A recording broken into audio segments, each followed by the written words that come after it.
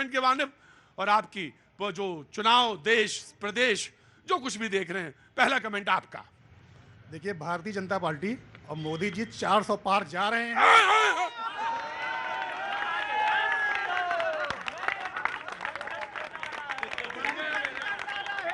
खान साहब अंदर आओ। खान साहब, मतलब जो आप बोल रहे हैं ना, वो मतलब सोच समझ गई ना। 100% इंशाअल्लाह मैंने बोल दिया, आप लिख लीजिए। दोबारा 4 जून को आप आइएगा, यही 400 पार सीधे भारतीय जनता पार्टी पाएगी। खान साहब काम क्या करते हैं? रुके, खान साहब काम क्या करते हैं आप? मैं जनसेवक हूं आप लोगों का, जहां जनता बुलाती वहां चला जाता हूं, और मैं इस देश का एक सच्चा नागरिक हूं, और हर वह एक देशभक्त जो भारत माता की जय कहता है, मैं उसका भाई हूं।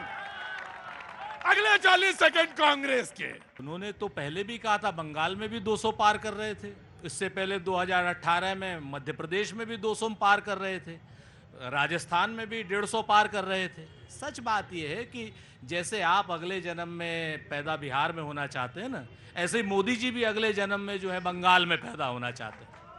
आप और मोदी जी एक हो गए हो। अच्छा, हाँ हाँ बिल्कुल। अरे वाह। और उन्होंने भी कहा था कि अगले जन्म मोहे बिटिया कीनो वही बंगाल में संदेश खाली। हार है 400 पर, क्यों है? उसके पीछे अग्निवीर है, उसके पीछे बेरोजगारी है, उसके पीछे महंगाई है, उसके पीछे मणिपुर की महिलाओं का क्या नाम अपमान है, उसके पीछे साक्षी मलिक जैसी महिलाओं का अपमान है, उसके पीछे नरेंद्र मोदी जी के झूठ, छल, कपट, जुमले हैं, उसके पीछे जो सबसे बड़ी इनकी सोच है कि पिछले 20 दिनों में नरेंद्र मोदी जी 20 अलग अलग मुद्दों पे आ गए। कभी मंगलसूत्र बहनों का छीनने की बात करते हैं, कभी कहते हैं कि साहब वो कांग्रेस जो है 2 भैंसों में से 1 भैंस ले जाएगी, कहते हैं 2 भैंसों में से 1 भैंस। हम कहते हैं ना भैया, हम आपकी भैंस नहीं लेंगे, 4 तारीख को ससम्मान गाजे बाजे के साथ वापस करेंगे आप। हाँ हाँ, तभी तो हम हाँ, अब आप बोलिए।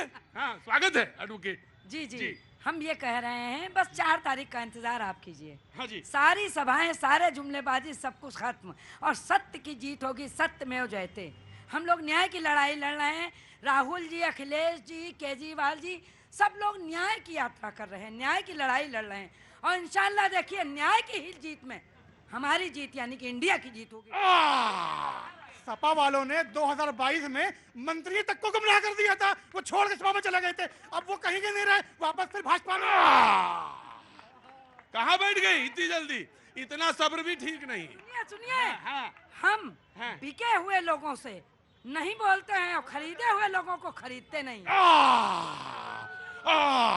देखिए, हाँ जी जी जी, जो सच बोल दे वो बिका हुआ, खड़ी हुई है। जो सच बोल दे वो बिका हुआ, जिसमें सच बोलने की ताकत हो, आपने जो समझाया वो नहीं बोले तो वो बिका हुआ।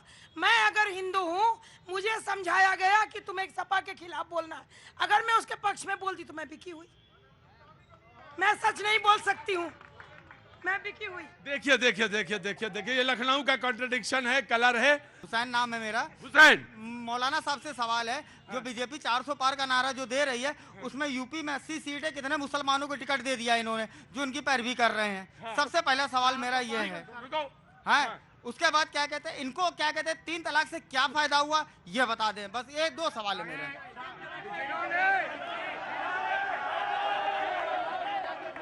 बैठ जाओ बैठ जाओ बैठ जाओ बैठ जाओ बैठ जाओ, बैठो।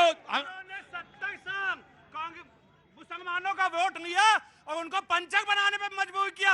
आज वो पूछ रहे हैं कि कितना सीट दिया, कितना टिकट दिया। इनसे ये पूछिए, आज मोदी जी की सरकार में आज सबका साथ, सबका विकास, सबके विश्वास के साथ जितनी भी योजनाएं हैं, मोदी जी ने मुसलमानों के लिए भी बराबर का अधिकार देने का काम किया है। आज देश के अंदर जिस प्रकार से मदरसे के अंदर पहले 47 बरामद हुआ करती थी, आज उत्तर प्रदेश में मदरसे के अंदर बच्चों के हाथ में किताबें और कंप्यूटर देने का काम कर रही है। यह है योगी मोदी की सरकार। हुसैन, मैं आ गया, मैं बिल्कुल दीजिएगा सब्र के साथ। हाँ हुसैन जी, इन्होंने इतनी बड़ी बात बोली है, ये बोलिए फिर मोदी जी ने अभी भाषण में क्यों बोला था कि आपका धन वो लूट के खाएंगे अगर कांग्रेस सरकार आ गया, आपका मंगलसूत्र छीन। तो भाई वो क्यों बोला था? ना ना ना ना ना ना ना ना ना ना जी बोलिए। मैं इनसे पूछना चाहता हूँ, मोदी जी ने इनका क्या बिगाड़ा है? ये मोदी जी उसको वोट देने का काम करते हैं जो मोदी जी को हराने का काम करते हैं। क्योंकि अगले 40 सेकंड चौधरी साहब के। देखिए, भारतीय जनता पार्टी के काम के आधार पर भारतीय जनता पार्टी लगातार जीत का परचम फहरा रही है। याद कीजिए 2014 जब हमने कहा था कि हम 272 क्रॉस करेंगे, तो भारतीय जनता पार्टी ने ये करके दिखाया। तब हमारे विपक्ष के नेता कहते थे कि जब अटल बिहारी वाजपेयी को भी बहुमत नहीं मिला तो मोदी जी को कैसे मिल जाएगा। लेकिन हमने उस असंभव को संभव करके दिखाया। याद कीजिए 2019 हमने कहा था 300 पार करेंगे, हम 300 पार करें। तब भी ये कहते थे कि हर राज्य में सैचुरेट हो गए हैं, उससे ज्यादा तो पा नहीं पाएंगे, तो 300 कैसे पार करेंगे। हमने उस असंभव को भी संभव करके दिखाया। 40 सेकंड आपके। देखिए, जिस दिन राष्ट्रीय लोकदल एनडीए में शामिल हो गया था, 400 पार तो उसी दिन साकार हो गया था, क्योंकि जिधर रहे। अच्छा, एक मिनट को वैसे नियम ये कहता है कि मैं टोक नहीं सकता। वाजपेयी जी, नियम ये कहता, मेरा ही बनाया हुआ नियम है कि मैं टोक नहीं सकता इनको, क्योंकि फिर 40 सेकंड मुझे वहीं से देने पड़ेंगे। लेकिन मैं ये जानना चाहता हूं आपसे, हुजूर आली जहांपनाह, हुजूर आली जहांपनाह, मैं जानना चाहता हूं अगर जब आप जुड़े तब ये 400 पहुंचे, वरना ये कितने पे था ये मैं बता दूं बस तुम पहले।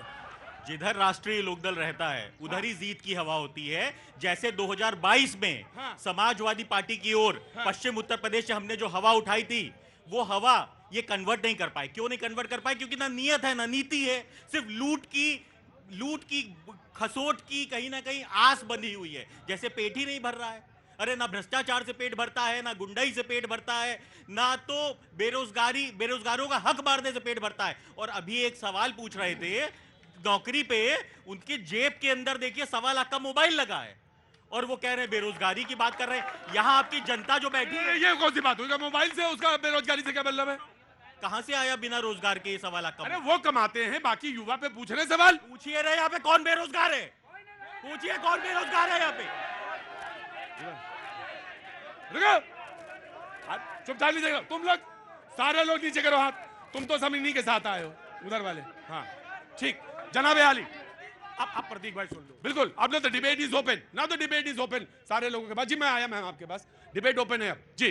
देखिए प्रतीक भाई, राष्ट्रीय लोकदल के लोग जो हैं वो बीजेपी के साथ आकर के ये जुमलेबाजी ये भी करने लगे। इन्होंने बीजेपी से सीख लिया। एक बात आप समझिए, जो हकीकत है आज जो चुनाव है वो बेरोजगारी के मुद्दे पे है, किसानों के मुद्दे पे है, नौजवानों के मुद्दे पे है। सबसे बड़ी बात है, बीजेपी ने वायदा किया था। आज देखिए पूरा जो इस देश का जो नौजवान है बेरोजगार है, चौराहों पर है। तमाम पेपर आउट हो गए, तमाम पेपर आउट हो गए, बच्चों को नौकरी चली गई। 60 लाख बच्चा चौराहों पर है, कोई पूछने वाला नहीं है। चौराहे पे खड़े होके झूठ बोल रहे हैं और आपके सामने जनता बता रही है। ईवीएम हैक का लाइव एग्जांपल दिखाता हूं आपको। वो कैमरामैन से कहिए झंडा दिखाए, वो हमारा कार्यकर्ता नहीं है, लेकिन आप देखिए 1 घंटे से पिछले वो झंडा हिला रहा है भारतीय जनता पार्टी का। देखिए लाइव ईवीएम हैक, ये है लाइव ईवीएम हैक। जनता के दिलों में प्यार है मोदी जी के लिए, जनता के दिलों में विश्वास है। देखिए